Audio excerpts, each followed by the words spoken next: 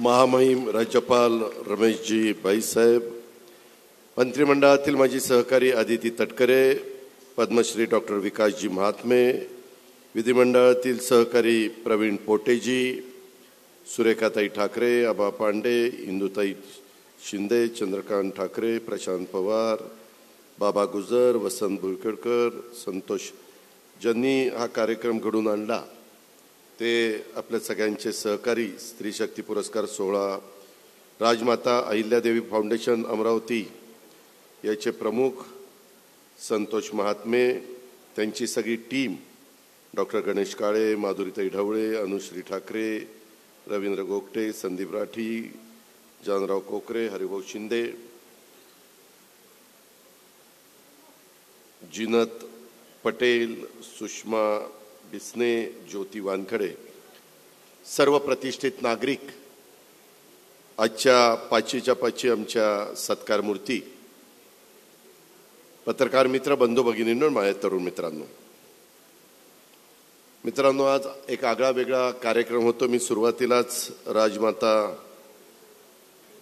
पुण्यश्लोक अहिल्यादेवी होळकर यांच्या स्मृतीला विनम्र अशा प्रकारचं अभिवादन करतो. अमरावतीच्या ह्या पवित्र नगरीमध्ये अंबामातेच्या चरणी नतमस्तक देखील होतो, कारण महाराष्ट्रातल्या तसेच देशातल्या सर्व स्त्री शक्तीला देखील वंदन करतो. आत्ता माझ्या आधी बोलत असताना डॉक्टर महात्मे असतील किंवा आपण 5 ज्या सत्कार मूर्ती इथं निवडलेल्या आहेत, प्रशासनामधले, क्रीडामधल्या, कलावंतांमधल्या, त्याच्यामध्ये शेतकरी, त्याच्यामध्ये उद्योग, अशा वेगवेगळ्या क्षेत्रातल्या त्यांनी ज्या पद्धतीनं काम केलं, खरोखरीच प्रत्येकाच्या अंगामध्ये कर्तृत्व असतं. संधी मिळण्याची वाट फक्त ते पाहत असतात. संधी मिळाल्यानंतर ते कुठं झेप घेतात. माझी तर आपल्याला सगळ्यांना विनंती आहे की आपण कुणाच्या पोटी जन्माला यावं हे आपल्या हातामध्ये नसतं. आई वडील आपल्याला जन्माला घालतात. कदाचित काही जण गरिबाच्या पोटी जन्माला येतात, काही चांगल्या श्रीमंतांच्या पोटी जन्माला येतात, काही मध्यमवर्गीयांच्या पोटी जन्माला येतात. परंतु जन्माला आल्यानंतर स्वतःचं कर्तृत्व दाखवण्याची संधी ही प्रत्येकाला असते. कधी कधी श्रीमंतांच्या घरातली मुलं देखील वाया गेलेली आपण सगळ्यांनी पाहिलेली आहे. आणि गरिबीमध्ये जन्माला आलेली मुलं मुली देखील त्यांनी अतिशय उच्च पदापर्यंत ते पोचलेले पाहिलेले आहेत. आज पण त्याच्यातली बरीचशी उदाहरणं त्या ठिकाणी आपल्याला पाहायला मिळाली. त्याच्यामध्ये ह्या ज्या 5 जणींचं गेल्या वर्षी देखील मी ह्या कार्यक्रमाला कुणाकुणाला पुरस्कार दिले त्याची माहिती घेतली. 2015 सालापासून संतोष आणि सुरेखाताई आणि त्यांची सगळी टीम हे काम करतायत. खरं तर समाजातल्या अशा पद्धतीनं महिला शोधणं आणि त्यांनी केलेल्या कामाच्या बद्दल त्यांच्या पाठीवर शाबासकीची थाप टाकणं, त्याच्यातून त्यांना देखील पुढं आपण केलेल्या कामाचं कौतुक झाल्यानंतर एक समाधान मिळतं आणि ते पुढं आणखीन त्यांचं सातत्य टिकवण्याचा प्रयत्न करत असतात. समाजातला असाही वर्ग असतो की अशा प्रकारचे कार्यक्रम बघितल्यानंतर त्यांनाही जाणवतं की नाही, आपण पण अशा पद्धतीनं कष्ट घेतले आणि कर्तृत्व सिद्ध केलं तर आपण यश गाठू शकतो. आज इथं आता प्रशासकीय अधिकारी म्हणून विनिताजी सिंगल यांना आपण पुरस्कार दिला. मित्रांनो, गेले 30-35 वर्ष मी राजकीय जीवनामध्ये काम करतोय. माझी सुरुवात खासदारकीपासून झाली, परंतु 6 महिन्यात मी राजीनामा दिला आणि त्याच्यानंतर मी आमदार म्हणून सातत्याने आजपर्यंत विविध पदं, राज्यमंत्रीपद असेल, उपमुख्यमंत्रीपद असेल, विरोधी पक्ष नेते असेल, मंत्रीपद असेल, अशी वेगवेगळी पदं आमदारांच्यामुळं, माझ्या मतदारांच्यामुळं मला भूषवायला मिळाली. आणि अनेक वर्ष काम करत असताना राज्याच्या प्रशासनाशी थेट संबंध हा माझ्यासारख्या कार्यकर्त्याचा आला.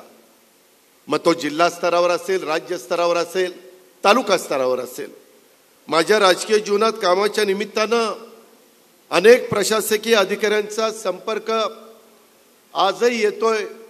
मी जोपर्यंत राजकीय जीवनामध्ये राहणार आहे तोपर्यंत येत राहणार आहे. महाराष्ट्राच्या जडणघडणीमध्ये विविध क्षेत्रामधल्या मान्यवरांच्या बरोबरच प्रशासनाच्या अधिकाऱ्यांचं मोलाचं योगदान हे असतं. स्वर्गीय यशवंतराव चव्हाण साहेबांनी सुसंस्कृत महाराष्ट्र कसा असला पाहिजे आणि प्रशासन कसं चालवलं पाहिजे, प्रशासन आणि राज्यकर्ते यांच्यात समन्वय कसा असला पाहिजे, ती एक घडी बसून दिलेली आहे. ती घडी विस्कटून न देण्याच्या करता आम्ही सतत प्रयत्न करत असतो. मग एकनाथराव शिंदे असतील, देवेंद्र फडणवीस असतील, मंत्रिमंडळातले आमचे अनेक सहकारी असतील, आणि त्याच्यामुळंच आज चव्हाण साहेबांनी बसून दिलेल्या घडीमुळं, शिस्तीमुळं, त्याच्यानं आज महाराष्ट्र सर्व क्षेत्रामध्ये प्रथम क्रमांकाचं राज्य म्हणून आपली ओळख आहे. महाराष्ट्राच्या विकासाच्या राज्यातल्या प्रशासकीय सेवेतील अधिकाऱ्यांचा आणि कर्मचाऱ्यांचा वाटा ह्याच्यामध्ये मोठा आहे. कारण ज्यावेळेस निर्णय घेतले जातात त्या निर्णयाची अंमलबजावणी करत असताना शेवटच्या माणसाला त्याचा फायदा मिळतो का नाही, त्या भगिनीला त्याचा फायदा मिळतो की नाही, हेही बघण्याचं काम आमच्या कर्मचाऱ्यांना आणि अधिकाऱ्यांना करावं लागतं. प्रशासकीय अधिकारी म्हणून श्रीमती विनिताजी सिंगल यांचं काम आजपर्यंत ज्या ज्या विभागाची जबाबदारी मुख्यमंत्र्यांनी, मुख्य सचिवांनी त्यांच्याकडे दिली ती अतिशय तडफेने पार पाडण्याचा प्रयत्न त्यांनी त्या ठिकाणी केलेला आहे. आपल्याही भागामध्ये मला वाटतं मुख्य कार्यकारी अधिकारी म्हणून त्यांनी अमरावतीमध्ये काम केले. त्यावेळेस सुरेखाताई ठाकरे जिल्हा परिषदेच्या अध्यक्ष होत्या. त्याच्यामुळं ग्रामीण भाग असू द्यात, शहरी भाग असू द्यात, मुंबईसारखं ठिकाण असू द्यात, इथं एक धडाडीच्या अधिकारी, कर्तव्यदक्ष अधिकारी अशा प्रकारची त्यांची ख्याती आहे. आणि त्यांची निवड संतोष तुम्ही आणि आपल्या स्त्री शक्ती पुरस्कार सोहळ्याच्या निमित्तानं, अहिल्यादेवी स्त्री शक्ती पुरस्काराच्या निमित्तानं आपल्या फाउंडेशननी निवडली. त्याबद्दल खरोखरीच मी तुमचं अभिनंदन करतो. ज्याचा उल्लेख मगाशी डॉक्टर महात्म्यांनी केला. 5 जणींची निवड अतिशय निवड समितीनं परफेक्ट ज्याला आपण म्हणतो अशा पद्धतीनं केलेली आहे. दुसरी आमच्याच अमरावतीची सुकन्या गायिका वैशाली माडे, संघर्ष कुणाला चुकलेला आहे. तुम्ही ज्यावेळेस तिची चित्रफित बघितली, कोणत्याही क्षेत्रामध्ये स्वतःला सिद्ध करताना प्रत्येकाला संघर्ष करावा लागतो. संघर्षापासून कुणी सुटलेलं नाहीये. आणि मराठी कलाविश्वास तर असे अनेक कलावंत आहेत ज्यांनी स्वतःचं स्थान निर्माण करण्याच्या करता अथक परिश्रम केलेले आहेत.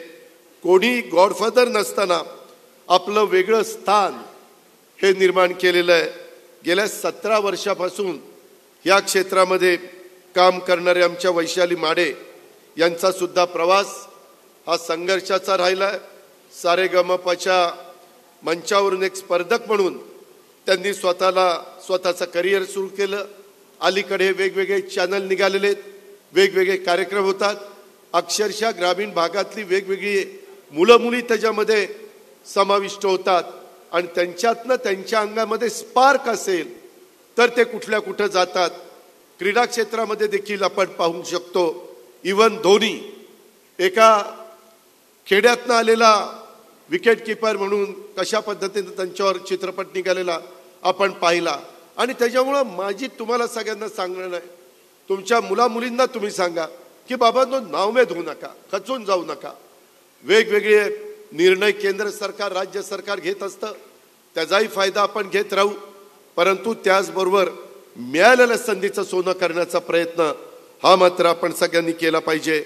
आज वैशाली मराठी आणि हिंदी या दोन्ही सारेगमच्या स्पर्धा जिंकणाऱ्या मध्ये लिटिल चॅम्प या स्पर्धेत परीक्षक म्हणून काम करतात. ही अतिशय आनंदाची आणि आपल्या महाराष्ट्राच्या, आपल्या अमरावतीच्या दृष्टीनं अभिमानाची अशी बाब आहे. वैशालीताईंनी गायलेलं बाजीराव मस्तानीचं चित्रपटातील पिंगा हे गाणं मागाशी तुम्ही बघितलं. त्या दोघी तिथं मस्तपैकी नाचतायत, पण त्याच्या मागे आवाज कुणाचा आहे, त्यामुळं तिथं प्रियंका चोप्रा आणि माधुरी त्याच्यामध्ये चांगल्या पद्धतीनं काम करू शकल्या. ही पण गोष्ट आपण सगळ्यांनी लक्षामध्ये घेतली पाहिजे. आपले ऐश्वर्या आहे ना, दीपिका सॉरी, माझा एवढा काही फिल्म इंडस्ट्रीशी संबंधच असतो. दीपिका राईट, त्याच्यामध्ये ते गाणं खूप गाजलं. त्यानंतर देखील अनेक गाणी वैशालीची लोकप्रिय झालेली आपण पाहिली. आत्ता पण ज्या पद्धतीनं तिचा आवाज आपण सगळ्यांनी ऐकला, खरोखरीच आपल्याला सगळ्यांना अभिमान वाटतो. त्याच्यामध्ये मी तिचंही मनापासून कौतुक करील. तिच्याही पुढच्या वाटचालीला व्यक्तिशः माझ्या वतीनं आणि तमाम महाराष्ट्रवासियांच्या वतीने 13 कोटी जनतेच्या वतीनं मनापासून शुभेच्छा देईल. आमच्या तिसऱ्या सांगलीच्या उद्योजका स्नेहलताई लोंढे पयोग उद्योग समूहाच्या माध्यमातून जागतिक स्तरावर निर्यात होणारे हातमोजे तयार करणाऱ्या सांगलीच्या उद्योजका आमच्या स्नेहलताई लोंढे यांचा प्रवास अक्षरशः थक्क करणारा आहे. तुम्ही विचार करा, कुणी जर सांगितलं असतं की चल बाबा काम करतो का, तुला त्या बाबतीमध्ये एक हातमोजे तयार करायचे, तर एखादा म्हणलं असतं याला करून करून हातमोजे तयार करायला सांगतात, काय मला धंदा सांगताय. अरे बाबा, कुठल्याही धंद्याच्या बाबतीमध्ये कमीपणा वाटता कामा नये. आज जगाची गरज काय, देशाची गरज काय, राज्याची जिल्ह्याची त्या परिसराची गरज काय, डिमांड आणि सप्लाय ते ओळखता आलं पाहिजे. आणि तो धंदा म्हणजे पहिल्यांदा रिजेक्ट झालेला माल आल्यानंतर एखादी भगिनी खचून गेली असती, परंतु खचून न जाता कुठं माझं चुकलं, कुठं मी कमी पडले. जपानसारखं राष्ट्र तर एवढं पुढं गेलेलं राष्ट्र आहे, ते प्रत्येक जण सतत आपापल्या कामात असतात, पण तिथून त्यांनी पुन्हा माल आल्यानंतर त्याच्यावर मात केली. आणि उद्योजिका म्हणून त्यांचा जो प्रवास आहे तो खऱ्या अर्थाने सर्वांच्यासाठी प्रेरणादायी अशा प्रकारचा आहे. सांगली जिल्ह्यातल्या हिंगणघाट सारख्या अवर्षण प्रवण भागातल्या मलांच्या हाताला काम देऊन त्यांना स्वाभिमानाने आयुष्य देणाऱ्या स्नेहलताईंचं त्यामुळं मला विशेष कौतुक वाटतं. त्यांच्या पुढील त्यांचं मी मनापासून महाराष्ट्राच्या जनतेच्या वतीनं अभिनंदन करतो, परंतु पुढील वाटचालीच्या करता देखील शुभेच्छा देतो. तसंच माझ्या बारामतीची लेक, मी ज्याचं प्रतिनिधित्व करतो गेले 32 वर्ष, आंतरराष्ट्रीय बेसबॉल खेळाडू रेश्माचा सत्कार विदर्भामध्ये अंबामातेच्या नगरीमध्ये होतोय आणि या कार्यक्रमाला मला उपस्थित राहण्याची संधी मिळते, याचा एक बारामतीकर म्हणून मला अत्यंत आनंद आहे. तिच्या आई वडिलांना ती कुठला खेळ खेळते बेसबॉल तर म्हणता पण येणार नाही, पण त्यांच्या लेकीनं आज जगाचं नाव, जगामध्ये भारताचं नाव कुठं नेऊन ठेवलं. अतिशय गरिबी, ऊसतोड मजुराची आमची मुलगी, तोही जिरायत भाग, परंतु जिद्द सोडली नाही, चिकाटी सोडली नाही. मी ह्याच्यामध्ये यश मिळवणार अशा पद्धतीनं सातत्याने ती खंबीरतेने वागली. आणि रेश्मानी आजपर्यंत 2 आंतरराष्ट्रीय सामने चीन आणि हाँगकाँग या देशात खेळले. त्याचबरोबर 1 नव्हे 2 नव्हे तर तब्बल 23 राष्ट्रीय सामन्यात महाराष्ट्र संघाचं नेतृत्व ह्या आमच्या लेकीने केलेलं आहे. बारामतीच्या एका भागामध्ये पवारवाडी म्हणून भाग आहे, छोट्याशा गावात छोटीशी वाडी आहे. तिथं मेंढपाळ कुटुंबात जन्माला आलेली रेश्माने अत्यंत जिद्दीनं तिचा आजवरचा प्रवास हा केलेला आहे. 28 राज्यस्तरीय सामने, 4 गोल्ड मेडल, 6 रजत, 3 कांस्य पदक आणि महाराष्ट्राचा सर्वोत्कृष्ट खेळाडू म्हणून तिनं पुरस्कार मिळालेला आहे. अशा या माझ्या एका जिरायत भागातनं छोट्याशा वाडीतनं आलेल्या माझ्या मुलीला आंतरराष्ट्रीय स्तरावर बेसबॉल खेळणं ही तशी छोटी गोष्ट नाही. रेश्माचा आपल्या सर्वांना अभिमान आहे. मी तिला पुढील वाटचालीच्या करता शुभेच्छा देतो, पण महाराष्ट्रातल्या 13 कोटी जनतेच्या वतीनं तिचं मनपूर्वक अभिनंदन करतो, कौतुक करतो. 5वी आपली भगिनी, प्रत्येकाच्या आयुष्यामध्ये संकट येतात. सासरा गेला, स्वतःचा पती गेला, स्वतःचा दीर गेला, एखादी महिला खचून गेली असती. मानवी उत्क्रांतीच्या काळात शेतीचा शोध महिलांनी लावला, त्यामुळं मानवाचं रानावनात शिकार करून जगण्याचं आणि भटकतीचं आयुष्य स्थिर झालं. मानवी समूहानेच अन्नाची खात्री त्या ठिकाणी दिली. त्यामुळं निसर्गाला प्रत्येक सृजनाच्या श्रेय खऱ्या अर्थाने महिलांच्याकडे जातं. शेतकऱ्यांच्या घरामध्ये जर बघितलं तर शेतीतला सर्वाधिक काम खऱ्या अर्थाने स्त्रियाच करत असतात, हे आज पण आपण पाहतो. आणि त्याच्यामुळं स्त्रियांना आपण अनेक ठिकाणी संधी देत चाललेलो आहे. आता पंतप्रधान नरेंद्र मोदी साहेबांनी ह्या इलेक्शनला होत नाही ते, परंतु त्याच्या पुढच्या इलेक्शनला लोकसभेमध्ये, राज्यसभेमध्ये, विधान परिषदेमध्ये, विधानसभेमध्ये वंथड महिला त्याच्यामध्ये गेल्याच पाहिजे, त्यांच्याकरता आरक्षण देण्याचा अतिशय महत्त्वपूर्ण निर्णय घेतलेला आहे. आणि त्याच्यामुळं ह्या सगळ्या प्रक्रियेमध्ये देखील पुढं मोठ्या संख्येने महिला आपल्याला पाहायला मिळणार आहेत. महिला पुरुषापेक्षा जास्त चांगल्या पद्धतीनं काम करतात, जबाबदारीनं करू शकतात. आता इथं अनेक पुरुष बसलेले आहेत, घरची जबाबदारी कोण प्रत्येकाची बघते? महिलाच बघते. त्याच्यामध्ये दुसरं कुणी काही बघत नाही, ही वस्तुस्थिती आहे.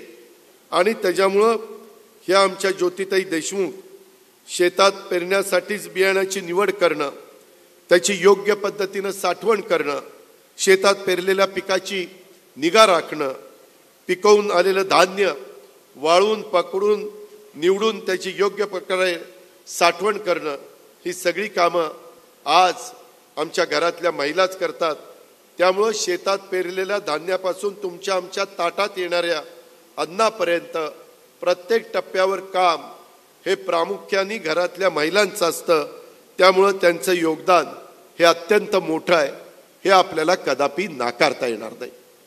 मी पण ह्या कार्यक्रमाच्या निमित्तानं आलो असताना त्याच्या आधी सुरेखाताईंनी आम्हालाच ठराविक लोकांना जेवायला बोलवलं होतं, तुम्हाला नव्हतं बोलवलं. मी ठाकरेताईंच्याकडे जेवून आम्ही त्या ठिकाणी आलेलो आहे. सगळी जबाबदारी त्यांनी, त्यांच्या सुनेनी, बाकीच्या घरच्या महिलांनीच तिथं पार पाडली. इथला गमतीचा भाग जाऊ द्या, परंतु अकोल्याच्या प्रगतिशील शेतकरी म्हणून आज ज्योतिताईंची ओळख आहे. लोक मशागत करायला वाहन देत नव्हते, तर ट्रॅक्टर घेतला, स्वतः ट्रॅक्टर चालवायला लागल्या. अशा पद्धतीचं धाडस हे आमच्या ज्योतिताईंनी दाखवलेलं आहे.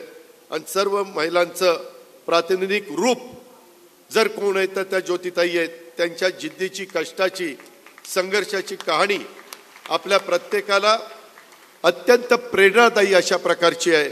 त्यांच्या घरातल्या 3 कर्त्या पुरुषांनी आपलं जीवन संपवल्यानंतर ज्या जिद्दीनं, ज्या हिमतीनं ज्योतिताईंनी कुटुंबाची आणि शेतीची जबाबदारी अंगावर घेतली, त्याला कोणतीही तोड नाही, हे पण तुम्हाला मला मान्य करावं लागेल.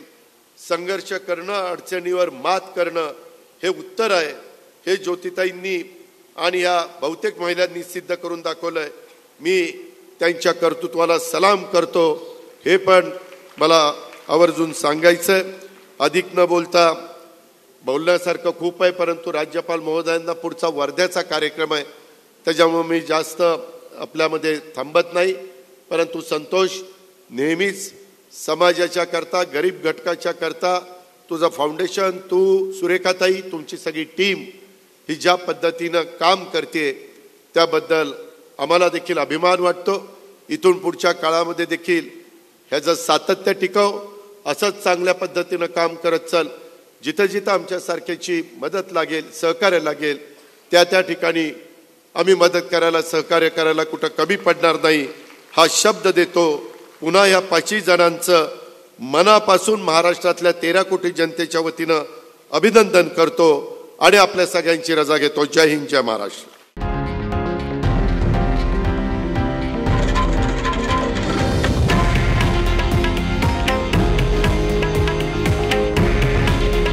हे आहे देशातील नंबर 1 न्यूज नेटवर्क आणि आपण पाहत आहात TV9 मराठी. काळजी तुमची, हित महाराष्ट्राचं.